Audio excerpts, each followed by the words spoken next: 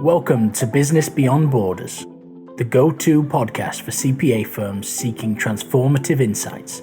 I'm your host, Lawrence Whittam, and with each episode we'll uncover key insights, best practices, and invaluable resources tailored for CPAs. From trending strategies to diving deep into outsourcing and offshoring, our experts will help in all areas of your business. Hey everybody, and welcome back to Business Beyond Borders. So I'm here today with Alyssa Dillon from Moneymaker Mastermind, who we actually met at Universal Accounting in person. I've definitely seen some of your stuff on Facebook. I know you're super active. And again, I've seen lots of videos about you, so it's cool getting to know you a little bit there. But Alyssa, it's nice to see you. Thank you for joining. Yes, thank you for having me. I'm super excited to be here. Can't wait to jump in and get right into everything we're going to talk about today. So, and I brought Alyssa on to, again, share a little bit. She's helped thousands of accountants actually get up and moving, actually making some money from getting started. So if you're here and you're sort of just starting to grow your business, and to be honest, a lot of firms that I talk to, they're not doing as much as they could be doing, to be honest, from the marketing perspective. So Alyssa's here to help share some tips and things that she's doing to, again, get you started and get you moving in the right direction to actually start getting some clients on board and really making the right amount of money that you should be. Right. So Alyssa, do you want to share a little bit about yourself? Yeah, absolutely. Thank you. So we specifically help clients and help our clients, accounting firm owners who have realized that 6 figures is a salary, not a business income, right? They have decided that they are ready for more. They really want more stability in their lives. They want to have more time freedom. They want to build teams, and they're looking for higher level clients. They're looking for those premium clients. And those are the people who tend to be in our audience and that we tend to be helping. I realized from an early stage in my own firm that I didn't want to be broke. I didn't want to work with broke people. I wanted to work with elevated people. And that didn't mean that I wanted to work with fancy people, because I am not fancy. I am a very down home country girl. I come from a small town. There's more cows than people. And I like to touch grass, right? I'm very much down to earth kind of girl. And if you watch any of my content, you'll see that I'm hanging out with cows a lot. I'm outside, I'm camping. I'm a country girl, and I'm not really fancy, but that doesn't mean that I want to be broke. I want to have money. I want to have a big bank account. I want to have money in my Fidelity account. So I think there is something for everyone out there. And a lot of times when we think of premium, we think of elite, we think of people looking fancy, and we think of authority as, it's got to have a gold rim glass and a champagne glass. And I don't necessarily think that's what it looks like for all of us. And so we're just demystifying that idea that authority and that also gets to come with authenticity. Everybody's looking for a mirror. And I hope to be that mirror for the accounting professionals out there that don't want to put on the suit. They don't want to put on the blazer and look a certain way, but they also want to work with the professionals out there that are high end. They're making good money, and they want to take their business serious, but they don't want to look a certain way and be super fancy. So I tend to work with a lot of women and men who are just like me, I guess, what it comes down to. Well, it's funny that, and again, I think initially seeing some of your stuff and it was more towards, I thought more towards startups, right? People getting into it and stuff. But then when I really actually moved into my consulting side of things as well, it was I tended to see, I was generally working with slightly bigger firms, right? And, but I saw a lot of them, they're actually not necessarily doing great just because of the size of the firm, just because they've got so many employees. And again, they're now looking after their team members very well, but it's also they're not making that good of a profit, or they're not making as much as they should be doing for like the size of the company that they're built in a lot of cases. Now, there are some that are doing very well, right? But and that's where I think a lot of accountants are still underpricing what they're doing and also undervaluing what they're doing and giving away too much in a lot of cases. So can you share maybe some of the challenges you've seen that, again, accountants have, right? And some of the ways that you are personally helping get them over those challenges. Yeah. So I try not to admit this or talk about it too much, but I think this is a perfect seg to talk about it. It's like I feel as though sometimes I'm really the advisory accountant to accountants. Like if accountants only did a little bit of accountanting, right? It's like, look at your own profit margins. And if you were to advise yourself on your price points, if you were to advise yourself on those revenue streams and look at your own product suite, what would you tell yourself to do?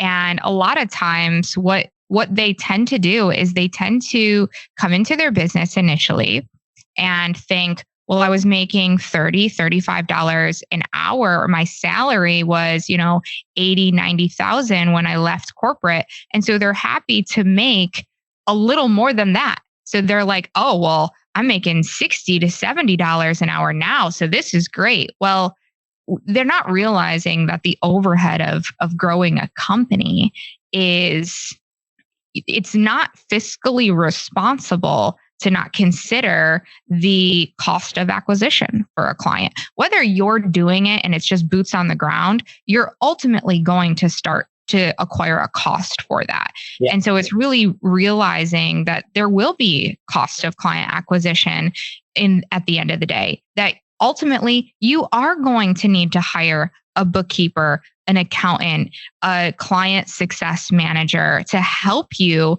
take care of these clients. You cannot do it all. And that's the biggest challenges that we see with these accountants that are coming into that $100,000 to $250,000 range is you have to start building that team, that infrastructure. And they usually don't have the funds to do it because they're living the lifestyle based on the top line revenue. And so they're making $250,000, but they're living a lifestyle of $250,000 as if all that money's theirs. And really, It's the company's revenue. And so they're not used to saying, they have to kind of reframe like, no, that money actually needs to start going back into the company. You need to bring down your salary. And we need to start investing in the team that you have, so you have the ability to grow and scale in a way that's going to get your time freedom back. But then it looks like we need to do client acquisition again.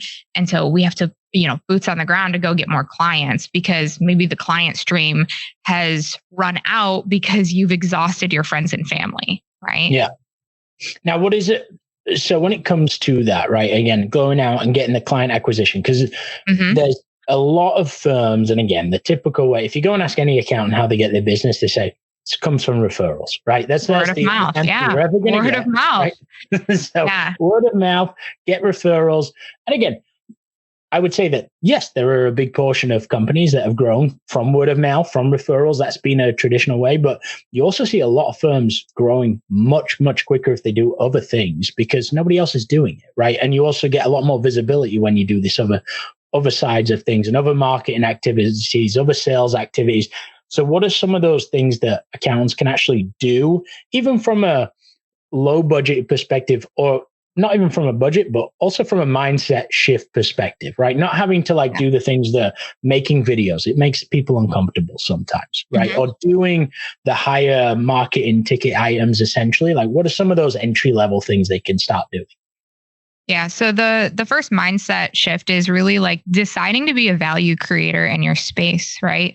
And that's really where I came from. So when I first built my business, when I first decided to be a firm owner, it was the concept of, well, I've never gotten in front of somebody and not gotten hired. So how could I get in front of more people, right? How could I create more value for more people And it was this realization that my phone was a broadcasting network, right?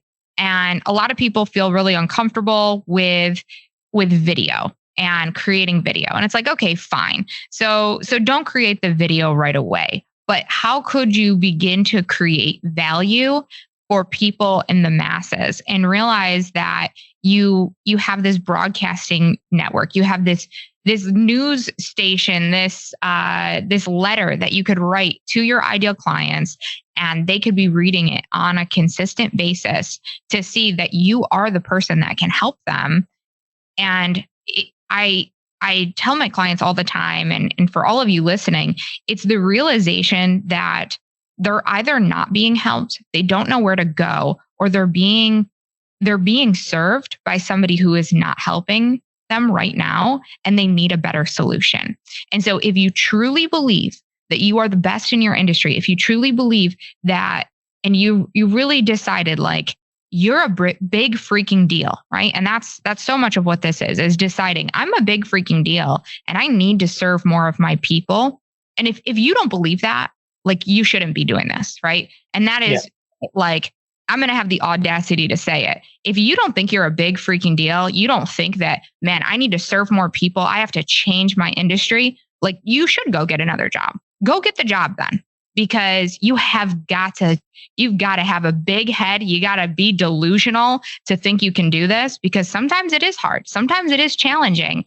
And so being delusional, being so full of yourself sometimes that you think you can do it when so many people can't. I mean, when you look at the numbers and you look at how few people succeed in business, you got to be delusional. You got to think, well, I'm going to be that 3% that succeed, right? So, and the big thing is they see it, right? Because I mean, they're doing the accounts for these companies, right? And they see the ones, how many go under, or how many aren't profitable, and how many aren't actually growing in a lot of cases, right? And you don't need to necessarily keep growing all the time, right? I mean, there's a comfort level, there's a point where you want to get to, though. There's goals in place. Now those goals may shift when you hit those targets, right? But you may also be like, no, I've hit my goal. I'm comfortable now. This is where I want to be, right? In some sense. So it completely varies, but you do have to be out there, right? And especially, like you said, I mean, you want to be the expert in what you're doing. If you truly think you are, that's why you've generally gone into business by yourself, because you've left one of the firms you were an employee of to now build it because you think you can do it better, or you can do it better, right? Yeah. So you've got to share that with people. Yeah, share it with people and put yourself out there. And it's the decision to say, this is bigger than me, right? I am doing this for these people, right? I'm the value creator, and I'm going to create value for them. So the people around me, my community, my industry gets to be better because of the value I'm creating. And so we have a system we call the 7 magic posts.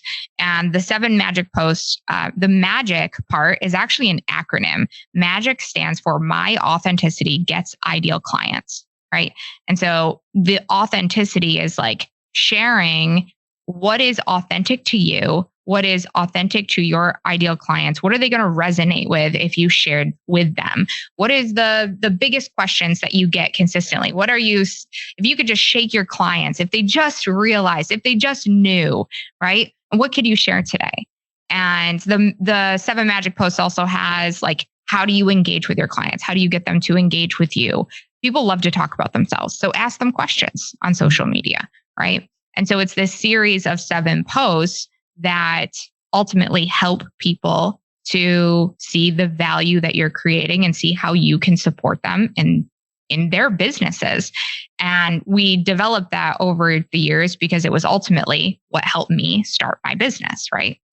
So this concept of showing up every single day to support your niche, support your industry, support your ideal clients by being a value creator is really just the first step. And the objection I get to this all the time, and I'm just going to handle it right now, is, well, Alyssa, I don't have an audience, right? And so, well, no, of course you don't have an audience. And what happens if I dropped 100 followers, I dropped 100 people on your page? What would they see right now? It's like, you have to first load that page with content right? Yep. You have to load it with content. So then when the followers start coming in, because SEO and the algorithm starts doing the job of bringing you the followers, there's something for them to consume. The content comes first. It's the chicken before the egg, right?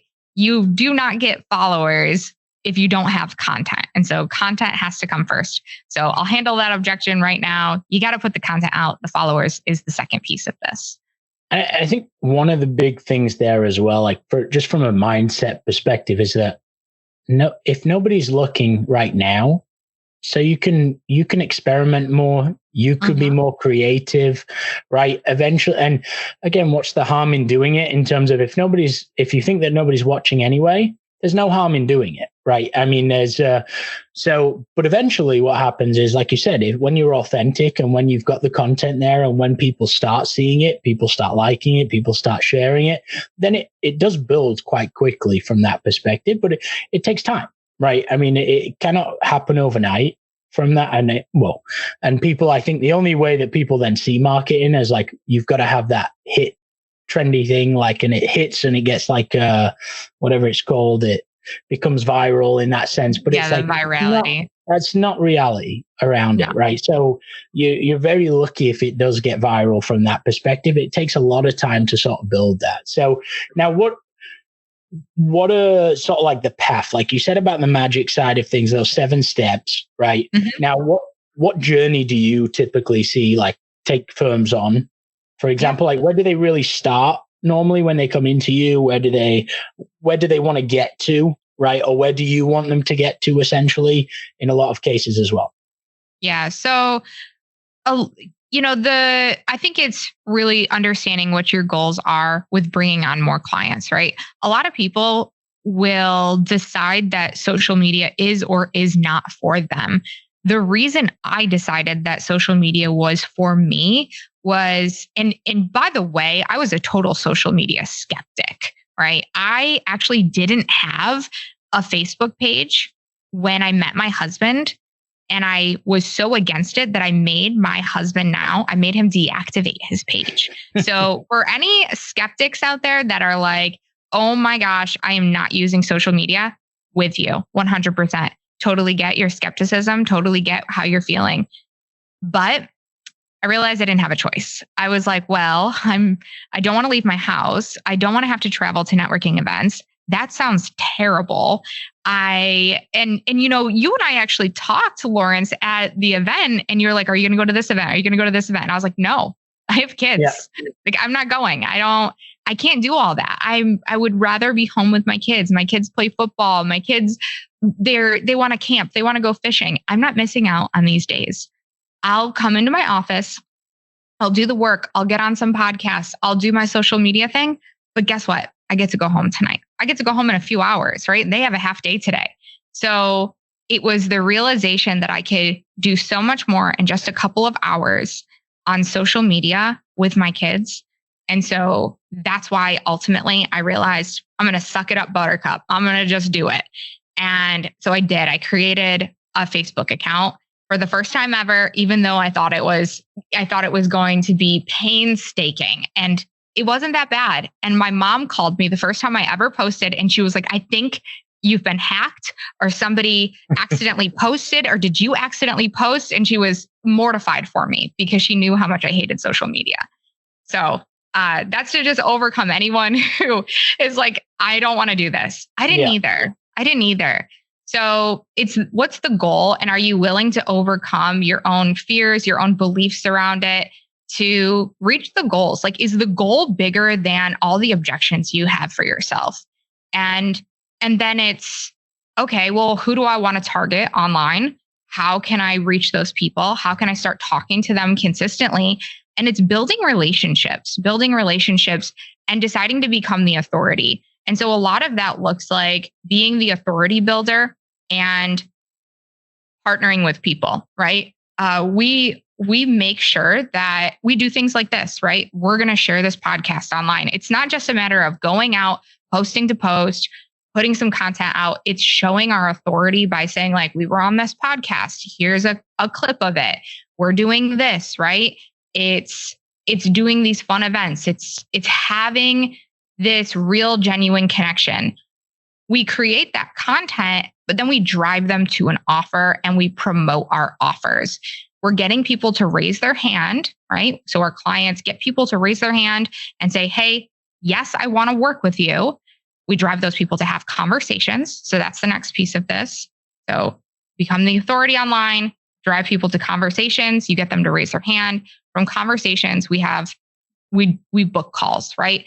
What I love about this system in marketing online is when you're getting people to build a relationship online, it's like they already know you, right? Yep. And so many people feel as though they know so much about me because of what I've done online. And that's how my clients feel. By the time they get on the call with this potential client, they don't even feel like it's a sales call anymore, right? It becomes a situation where it's really just a formality of like, okay, well, let's just talk about what it looks like to work with you, right?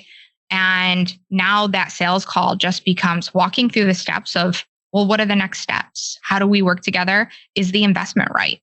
Right? And so now it's just a matter of getting all of the details out of the way so we can take the next steps to working with each other.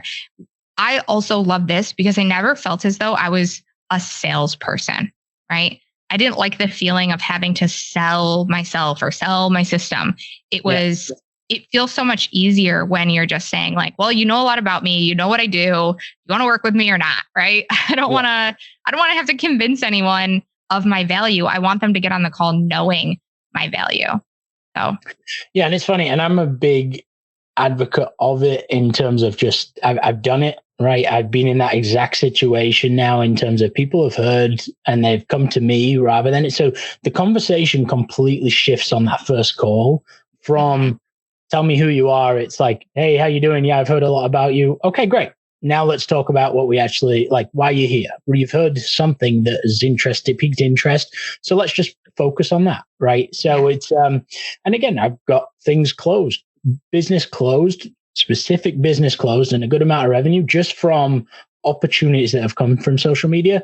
Now, did that come from yesterday's content? No, right? I mean, that came from realistically, like even in my prior position, like I was producing content, I was producing blogs, I was producing these things, but now coming into a different, like now it's people that I've built up on, mainly on LinkedIn. I do a lot more content and stuff, but it's again, people that have seen me and been connected for years.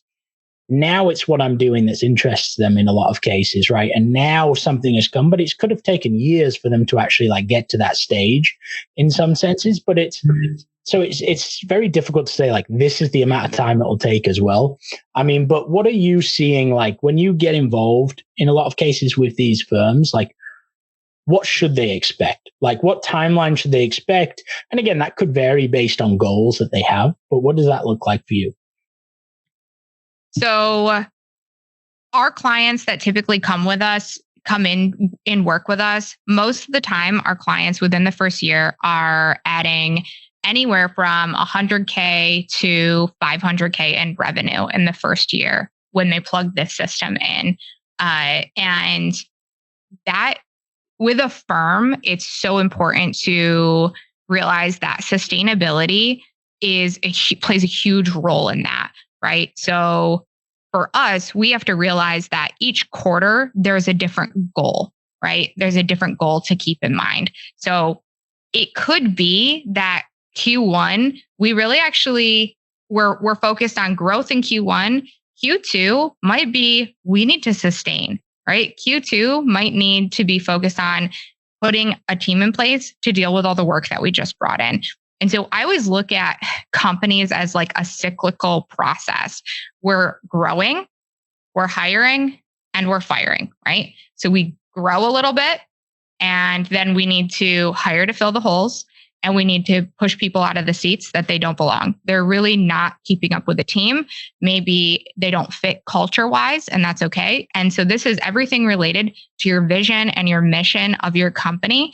And so once your company really has a vision, a mission, and core values that have really been built out, you can look at, does this team member really fit my company's values and where we're going and the mission we have? If they don't, it's really good to evaluate those team members on a quarterly basis and say, this person's a good fit. They're going where we want. Or are you consistently looking behind you, having to say, like, are you coming with us? You know what our mission is. You know what our vision is. It's way up there on the top of the mountain. We're all climbing towards that. And so, if they don't have a seat on the bus, on the hypothetical bus here, you got to get rid of them. So it's so important for owners to realize you can only do one thing at a time. And so we really look at those things in like 90-day sprints, right? And I think this helps a lot when you're not trying to, rebuild your team, grow your social media presence, rebuild your offer all at the same time. And I think that so often we think that we're going to do it all at once, and we're not. And so it's such a cyclical process. And so that's why it's easy to say, like, we could do 100 to 500K in 1 year, but you're not going to do 500K in 1 month. And you're definitely not going to do it, or you're not going to do it in 1 quarter, but you're not going to do it in just 1 month typically, because firm owners need to balance, and they need to figure out how to sustain that revenue to ensure that their clients are happy. Right. And so that's a huge piece of what we're working on with our clients, is like, how can we create that sustainability again? Yeah. And I love that, because it's such a people business at the end of the day. Like, yes, we're driving technology now. There's AI coming into the play that's helping with certain things. But at the end of the day, I mean, it's still very people centric, right? So if those people aren't on board, it's fine to take them out of the picture, right? If they're not following that vision, or they're not really up to again, you've hit one goal, you've hit one metric, and this is where you want to go now, they may not be on track for that as well. Right. So reassessing that is very important. So no, really appreciate it, Alyssa. I'm sure this has been super helpful for everybody listening. I mean, is there anything one last piece of information that you want to share, maybe about a best practice or anything? And then also, where can people find you easiest? Yeah. So consistency, right? In anything, it's being consistent. It's realizing that you're not always going to, it's just like when you plant seeds, right? You don't know that like the roots are forming. You don't know that those little sprouts are about to bud, and you could have a plant that is about to bloom, but you don't see what's underneath that dirt and soil. And if you stop watering those seeds and you let them dry out and die, you could have just been on the cusp of something amazing. And so it's continuing to water those seeds and realize that harvest season is right around the corner. I think that firm owners tend to always have a season for why they shouldn't, or why they can't, or why it's not, oh, well, it's tax season. Oh, it's summer. Oh, it's this, right? And so they start and then they stop, and then they start and they stop. And so they never see any real traction, because they tend to be the wall of no and the wall of reason of why they can't. And then they wonder why they aren't where they want to be. And the firm owners I see to be the most successful is the ones who realize, this is why I'm going to. This is why I have to right now. This is why I don't have, and I'm not going to have any excuses. And that's why our slogan is make money, not excuses, right?